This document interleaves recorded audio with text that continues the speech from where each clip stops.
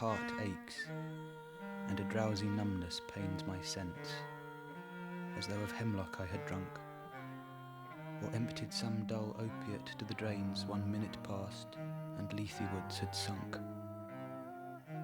'Tis not through envy of thy happy lot, but being too happy in thine happiness, that thou, light-winged dryad of the trees, in some melodious plot of beechen green and shadows numberless, singest of summer in full-throated ease. Oh, for a draught of vintage that hath been cooled a long age in the deep delved earth, tasting of flora and the country green, dance and Provençal song and sunburnt mirth. Oh, for a beaker full of the warm south, full of the true, the blushful hippocrene, with beaded bubbles winking at the brim and purple-stained mouth, that I might drink and leave the world unseen, and with thee fade away into the forest dim.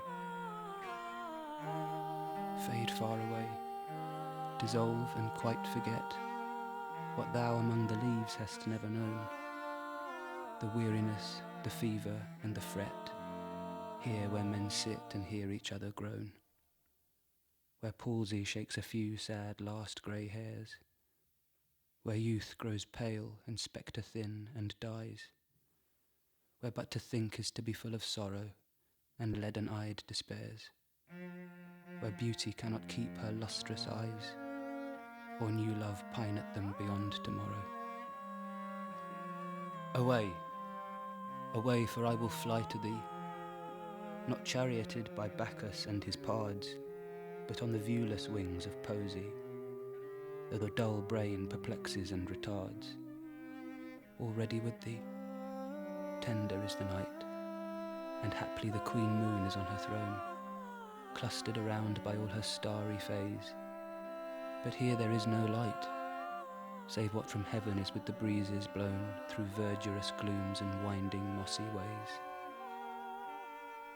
I cannot see what flowers are at my feet, nor what soft incense hangs upon the boughs, but in embalmed darkness guess each sweet wherewith the seasonable month endows the grass, the thicket and the fruit tree wild, white hawthorn and the pastoral eglantine, fast fading violets covered up in leaves, and mid-May's eldest child, the coming musk rose, full of dewy wine, the murmurous haunt of flies on summer eves.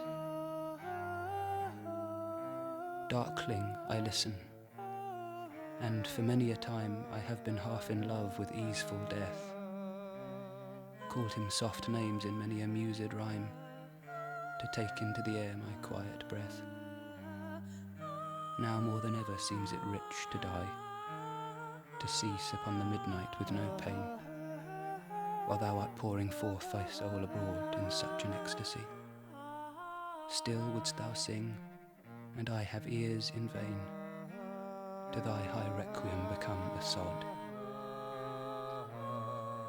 Thou wast not born for death, immortal bird, no hungry generations tread thee down. The voice I hear this passing night was heard in ancient days by emperor and clown, perhaps the self-same song that found a path through the sad heart of Ruth, when, sick for home, she stood in tears amid the alien corn. The same that oft times hath charmed magic casements, opening on the foam of perilous seas in fairy lands forlorn. Forlorn, the very word is like a bell to toll me back from thee to my sole self. Adieu. The fancy cannot cheat so well as she is famed to do, deceiving elf. Adieu, adieu. Thy plaintive anthem fades, past the near meadows, over the still stream, up the hillside, and now 'tis buried deep in the next valley glades. Was it a vision, or a waking dream? Fled is that music.